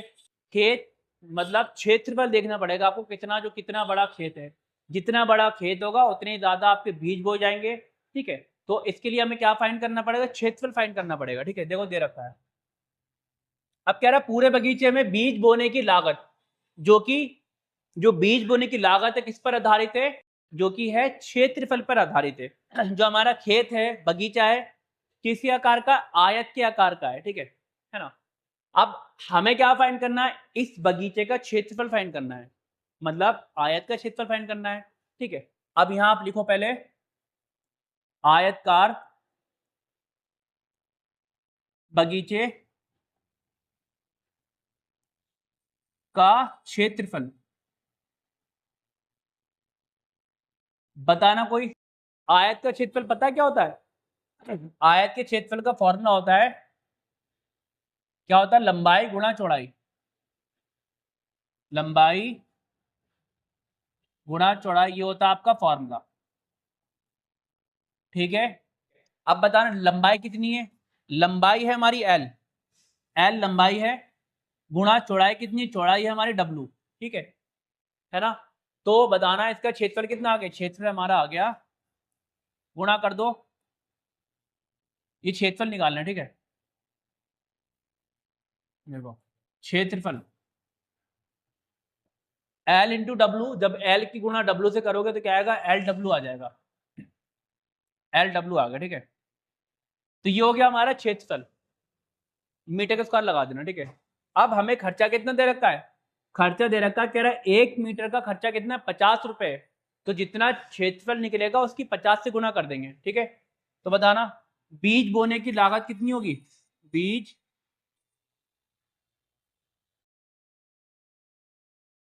बोने का खर्चा या लागत, ऐसी एक ही बात है, ठीक है। बराबर क्या है? जो आपका क्षेत्रफल आया इसको 50 से गुणा कर दो, एल डब्ल्यू इंटू 50, कितना आ गया? 50 एल डब्ल्यू आ गया, ठीक है। तो ये हो गया हमारा किसका? बीज बोने का खर्चा। अब हम क्या फाइंड करने वाले हैं? अब हम फाइंड करने वाले हैं कुल लागत कितनी हो गई। कुल लागत तो मतलब तीनों को जोड़ देंगे, ठीक है। कुल लागत कितनी हो गई? कितने रुपए हुए कुल लागत, ठीक है। लंबाई का खर्चा निकालो, लंबाई का खर्चा प्लस चौड़ाई का खर्चा प्लस बीज होने का खर्चा, ठीक है। अब देखो कुल लागत बराबर क्या होगा? रुपए है, रुपए।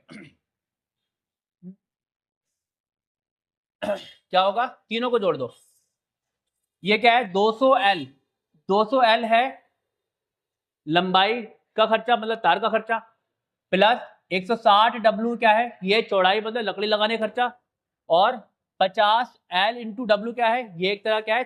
बीज बोने का खर्चा है। तो कुल लागत हमारी ये आ गई, ठीक है। तो ये हो गया आपका आंसर।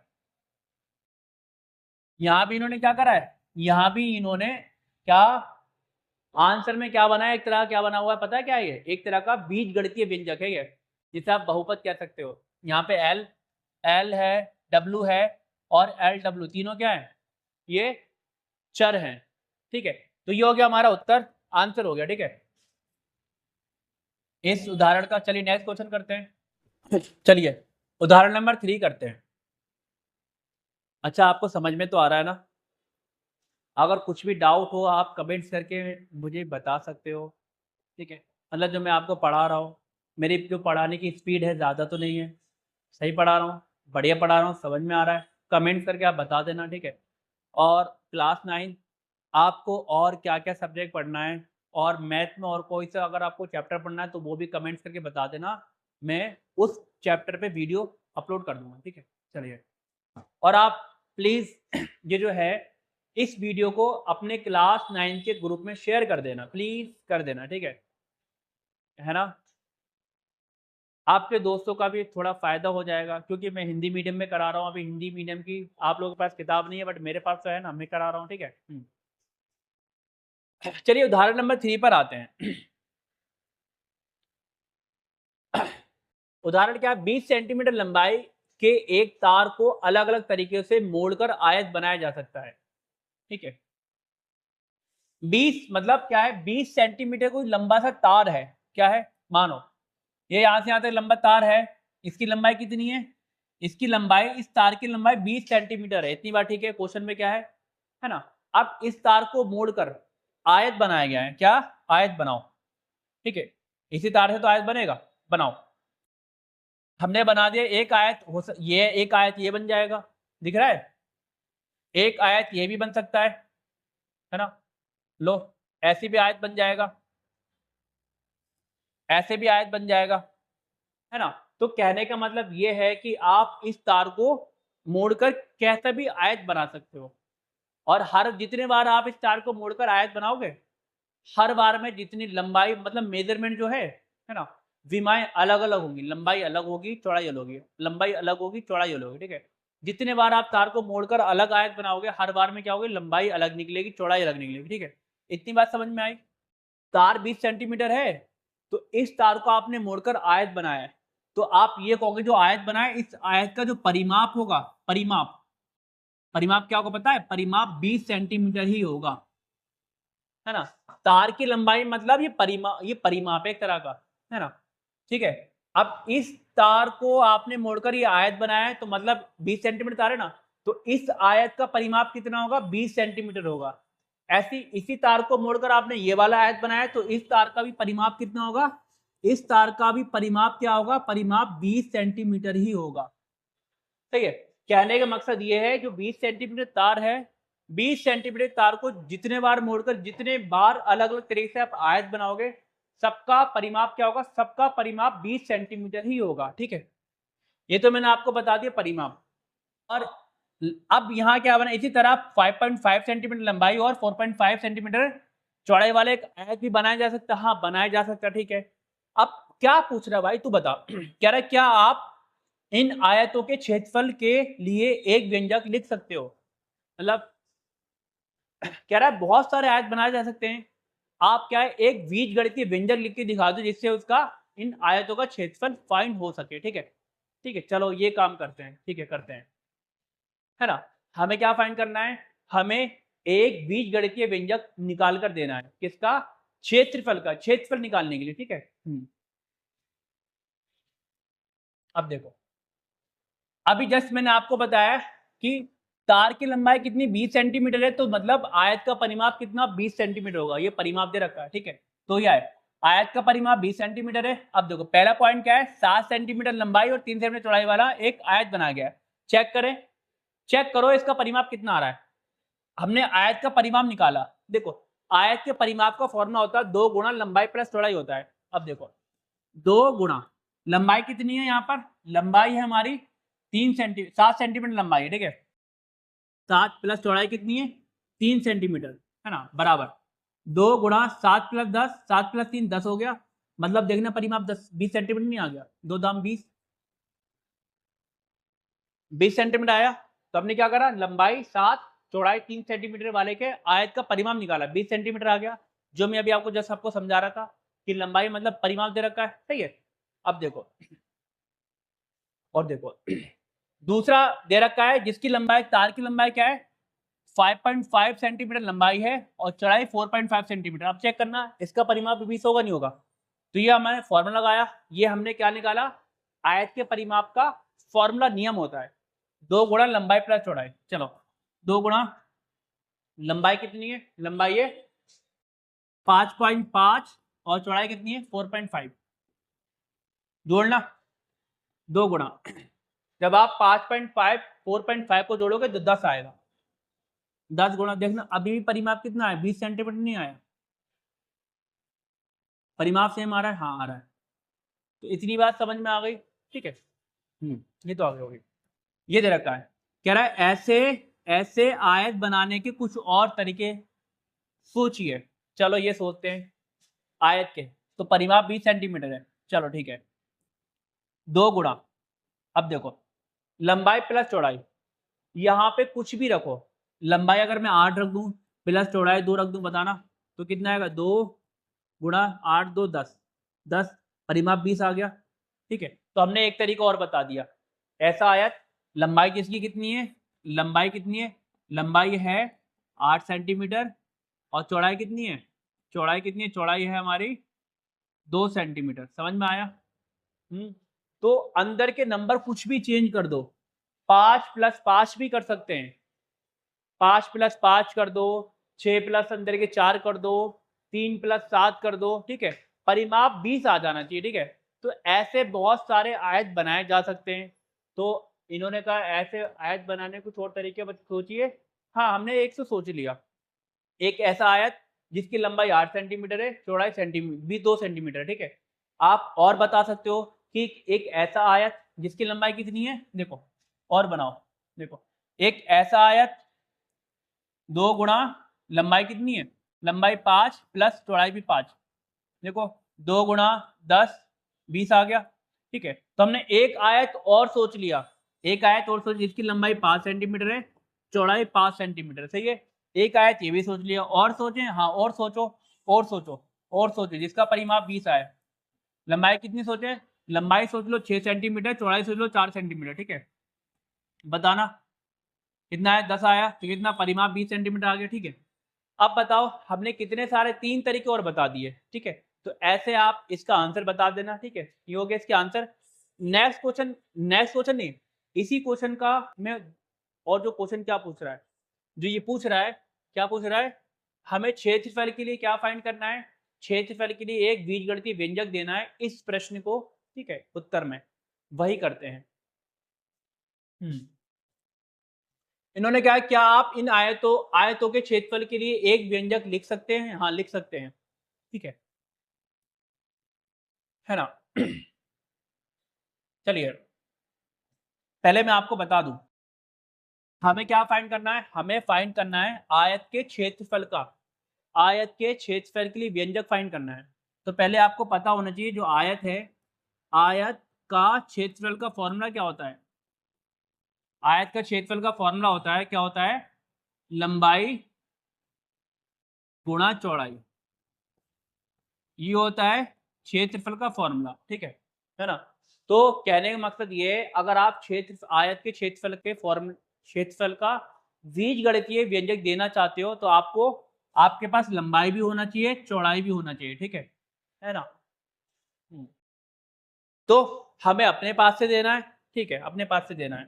तो हमने क्या करा, मान लिया, माना जो आयत है उसकी लंबाई x सेंटीमीटर मान ली, ठीक है, माना आयत की लंबाई क्या x सेंटीमीटर है, तो चौड़ाई और फाइंड करो, सही है। लंबाई तो हमने मान ली, चौड़ाई कैसे फाइंड करें, चौड़ाई और निकालो, ठीक है। अब देखो चौड़ाई कैसे फाइंड करेंगे, है ना। हमारे पास आयत का परिमाप बराबर, देखो लिखो, आयत है, आयत का परिमाप बताना कितना है, परिमाप बराबर 20 सेंटीमीटर है या नहीं ऊपर, हाँ है, यही तो है, आयत का परिमाप 20 सेंटीमीटर है। अब जो ये हो गई हमारी LHS, ये साइड कौन सी होती है, LHS, ये साइड LHS होती है, और ये वाली बराबर की साइड वाली RHS होती है, ये तो आपको पता होगा यार, 9th क्लास के स्टूडेंट हो, बराबर के इस साइड वाली LHS, बराबर को उस साइड वाली RHS, ठीक है। अब आप देखो जो LHS है, LHS में लिखा हुआ क्या, लिखा हुआ है आयत का परिमाप, और यही हम क्या करने वाले हैं, LHS में आयत के परिमाप का फॉर्मूला लिखेंगे, क्या होता है, 2 गुणा लंबाई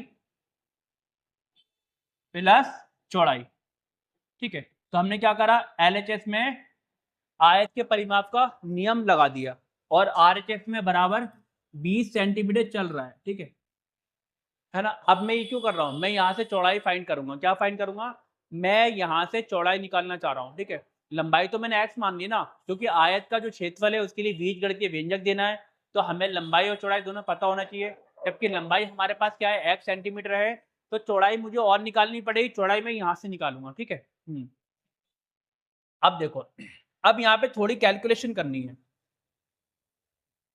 2 गुणा लंबाई कितनी है, लंबाई हमारी x है, और प्लस चौड़ाई तो हमें पता ही नहीं, ठीक है, नहीं पता कोई दिक्कत नहीं, यही फाइंड करेंगे, ठीक है। चौड़ाई बराबर 20 सेंटीमीटर। अब देखो यहां देखना, ये 2 क्या हो रहा है, 2 गुणा हो रहा है इससे, ये ब्रैकेट लग रहा है, इस पूरे से क्या हो रहा है, 2 गुणा हो रहा है। अब मैं 2 को क्या करूंगा, 2 को RHS में फेंक रहा हूं, ठीक है। और आपको पता होगा कभी भी कोई भी नंबर अचर गुणा वाला होता है, LHS से RHS में जाता है, अगर गुणा में है तो वहां जाकर भाग हो जाता है। ये 2 को मैं वहां फेंकूंगा ना वहां पे, तो क्या होगा, 2 20 के नीचे जाएगा, भाग में जाएगा, ठीक है। ये कुछ नियम होते हैं, बेसिक नियम होते हैं, आपको पता होना चाहिए। जब मैंने 2 को मानो वहां फेंक दिया तो यहाँ क्या बचा, यहाँ बचा x प्लस चौड़ाई, तो यहाँ पे x प्लस चौड़ाई लिख लो, क्योंकि 2 को तो फेंक दिया ना मैंने। x प्लस चौड़ाई बराबर क्या है, 20, ये भाग में जाएगा, यहाँ पे 2 सेंटीमीटर आ गया, ठीक है ना। गुणा वाला भाग में आ गया नीचे। अब 2 से काटो, जब आप 2 से काटोगे 10 बार में कटेगा, ठीक है। तो बताना x प्लस चौड़ाई बराबर कितना आ गया, x प्लस चौड़ाई बराबर आपका आ गया 10 सेंटीमीटर, ठीक है। हमें क्या फाइंड करना है, हमें फाइंड करना है चौड़ाई, ठीक है। तो जब भी चौड़ाई फाइंड करनी मतलब x को भी वहां पर फेंकना पड़ेगा। अब x को वहां फेंकेंगे RHS में, और आपको पता होगा जब LHS का कोई नंबर वहां जाता है, अगर यहाँ का नंबर प्लस है तो वहां जाकर घट जाता है। अब देखना x क्या हो रहा है, प्लस का ही तो है, वहां जाकर घट जाएगा, ठीक है। तो ये यही आपको समझाना है। जब आपने x को वहां फेंक दी, यहाँ सिर्फ चौड़ाई बचेगी, तो चौड़ाई बराबर कितना आ गया, चौड़ाई बराबर आ गया हमारा कितना, चौड़ाई कितना आ गया, चौड़ाई आ गया 10 माइनस एक्स और सेंटीमीटर। तो हमने क्या करा, चौड़ाई भी फाइंड कर ली, ठीक है। अब देखो चौड़ाई हमारी कितनी है, 10 माइनस एक्स सेंटीमीटर, जबकि लंबाई कितनी है जो हमने ऊपर मानी थी, लंबाई है हमारी x सेंटीमीटर, है ना। देखो उन्होंने कहा है, क्वेश्चन में कहा है आप अपने पास से जो है आयत के क्षेत्रफल का बीजगणितीय व्यंजक दो। जब अपने पास से बोला तो लंबाई भी हमारी होना चाहिए, चौड़ाई भी हमारी होनी चाहिए। तो हमने क्या करा, इसमें लंबाई मान ली हमने x सेंटीमीटर, जब x और चौड़ाई हमने निकाली, ठीक है। ये होगी लंबाई और चौड़ाई। चलिए आगे करते हैं। तो बताना आयतों के क्षेत्रफल का फॉर्मूला क्या होगा, जो आयत है ना, फॉर्मूला क्या होता है, जो आयत है, जितने भी आयत बनने वाले हैं, है ना, बहुत सारे आयत बनेंगे ना, तो उनका फॉर्मूला, जो जितने भी आयत बनेंगे फॉर्मूला तो सेम होगा ना। आयत के क्षेत्रफल का फॉर्मूला क्या होता है, नियम होता है लंबाई, लंबाई गुणा चौड़ाई, ये नियम होता है, सही है। ये होता है आयत के क्षेत्रफल का फॉर्मूला, क्या होता है, आयत के क्षेत्रफल का फॉर्मूला होता है, नियम होता है लंबाई गुणा चौड़ाई। अब देखो लंबाई कितनी है, लंबाई है हमारी x, गुणा चौड़ाई कितनी है, चौड़ाई है 10 माइनस एक्स, ठीक है ना। लगा दो सेंटीमीटर का स्क्वायर, है ना। तो ये हो गया हमारा बीजगणितीय व्यंजक। ये भी हो सकता है अब देखो x गुणा कर रहा है तो x को अंदर भेज दो, गुणा करा दो, तो जब x अंदर जाके गुणा ब्रैकेट लग रहा ना, x 10 से भी गुणा करेगा और माइनस x से भी करेगा, ठीक है। तो x से x और 10 की जब गुणा करो कितना आएगा, 10x आ जाएगा और माइनस x का स्क्वायर आ जाएगा, ठीक है। तो ये हो गया हमारा, देखो बीजगणितीय व्यंजक नहीं हो गया, यानी तो आयतों का क्षेत्रफल।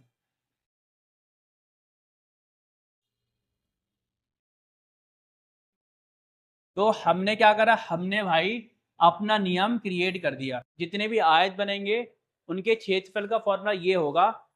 हमने क्या दे दिया, बीजगणितीय व्यंजक होगा, ये होगा, ठीक है, 10x माइनस एक्स स्क्वायर, ठीक है। ये हो गया आपका आंसर। देख लीजिए ये है ना। अब देखो ये रहा, तो ये लिखा हुआ है, क्या लिखा है, इन आयतों के क्षेत्रफल का व्यंजक जो होगा ये होगा x इंटू 10 माइनस एक्स, या तो आप ऐसे लिखो 10x माइनस एक्स स्क्वायर है, ठीक है। तो ये हो गया इसका आंसर। उम्मीद करता हूँ आपको समझ आया होगा, है ना, समझ में आया, मजा आ रहा है पढ़ने में, आ रहा होगा, ठीक है। एग्जाम्पल्स करना जरूरी होता है, उदाहरण मैंने आपको कराया बहुत जरूरी है, क्यों, कभी कभी जो 5-5 नंबर के क्वेश्चन है उदाहरण के देते हैं, उदाहरण में से आते हैं, ठीक है। अच्छा अब देखो इसी क्वेश्चन में और क्वेश्चन पूछ दिया, इसी कह रहा क्या आप इस बीज गणितीय व्यंजक के पदों, चरों और गुणांकों की पहचान कर सकते हो। हाँ कर सकते हैं भाई। अब हमारा जो है बीज गणितीय व्यंजक क्या है, x माइनस 10x, ये है ना 10x स्क्वायर, यही तो है, यही तो हमने निकाला है। अ, ए अ, हाँ, ये निकाला है, 10x माइनस एक्स स्क्वायर निकाला है। हमने गलत लिख दिया। ये क्या लिखा है? 10x माइनस एक्स स्क्वायर क्या है? ये बीजगणितीय व्यंजक है। अब इसमें क्या बताना है? पद बताना है। देखो आ गया भाई, पद बताना है। पद तो आप बता दोगे, आपको बता रखा है। पद बताना, कौन-कौन से पद है? कितने पद हैं? पद। पद क्या होगा? 10x और माइनस का एक्स स्क्वायर क्या है? ये 2 पद है। एक तो 10x है और माइनस का स्क्वायर, ये पद हैं। और क्या पूछ रहा है? चर बताना है। चर, यहाँ पे चर क्या है? चर एक ही है, x है। चर x है, ठीक है। चर बराबर x है, बस एक ही चर है, ठीक है। उसके बाद गुणांकों की पहचान करो। चलो, अब x का गुणांक क्या है? x का गुणांक हमारा क्या है? x का गुणांक है हमारा, x का गुणांक 10 है, ठीक है। अब एक्स स्क्वायर का गुणांक बताओ क्या है? एक्स स्क्वायर का गुणांक कितना है? एक्स स्क्वायर का गुणांक है हमारा, एक्स स्क्वायर से क्या गुणा कर रहा है? कोई नंबर गुणा कर रहा है? कोई नहीं कर रहा है। जहां कोई नहीं होता वहां 1 होता है, बट ये माइनस भी है, तो क्या करोगे? एक्स स्क्वायर गुणांक क्या है? माइनस का 1 है, ठीक है। तो हमने सब बता दिया, बढ़िया से बता दिया। पद भी बता दिए और चर भी बता दिया, गुणांक भी बता दिए। अब बताओ, जितना मैंने आपको ऊपर पढ़ाया समझाया, सब उसी का ही तो यूज हो रहा है ना? उसी का यूज हो रहा है। तो बताइए, मैंने आपको जितने आपकी न्यू एनसीईआरटी किताब थी गणित मंजरी, उसके मैंने उदाहरण करा दिए शुरू के सारे, ठीक है। जो आपका चैप्टर नंबर 2 चल रहा है, रेखिक बहुपदों का परिचय, उसके मैंने तीनों शुरू के उदाहरण करा दिए, है ना। उसके बाद अब आपकी ये अभ्यास सेट है, ये जो अभ्यास सेट है 2.1, मतलब जो एक्सरसाइज है प्रश्नावली, प्रश्नावली है, ठीक है। प्रश्नावली क्या है? 2.1 है, ठीक है। ये हम लोग करेंगे एक्सरसाइज 2.1, है ना। एक्सरसाइज मतलब अभ्यास सेट या प्रश्नावली 2.1 है, ये करेंगे नेक्स्ट वीडियो में, ठीक है ना। ठीक है। और अगर आपको ये वीडियो थोड़ी भी नॉलेजेबल लगी हो, ठीक है, तो आप क्या करना है? आपको इस वीडियो को लाइक करना है, शेयर करना है और हमारे ओला क्लास को सब्सक्राइब जरूर कर लेना, ठीक है। कमेंट्स करके बताना कि जितना मैंने आपको पढ़ाया समझ में आया, है ना। और क्या आप चाहते हो क्लास 9 की मैं और वीडियो लेकर आऊँ? कमेंट्स ज़रूर करना, ठीक है। मिलते हैं नेक्स्ट वीडियो में। बाय।